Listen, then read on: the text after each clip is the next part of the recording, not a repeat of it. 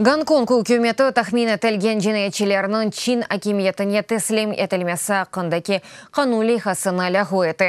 Бұ ақта мемориет башы Кэрри Лам білдірді. Айны бұ қанули хасы себебінден Гонконгта енді 3 ай девамында наразылықлар девам еті. Бұ наразылықлар вақтында июнь айындан башлап, бинден зиеде кеші яқыланылды.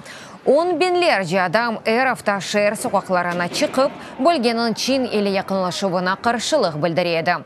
Олар демократик ислатлар кечірілмесіні, Гонконг мемориеті башының истифаға кетмесіні ве наразылық нумайышлары вақтында полис тарафындан япылған зорбалықларының мұстақыл тақиқ етілмесіні талап етелер.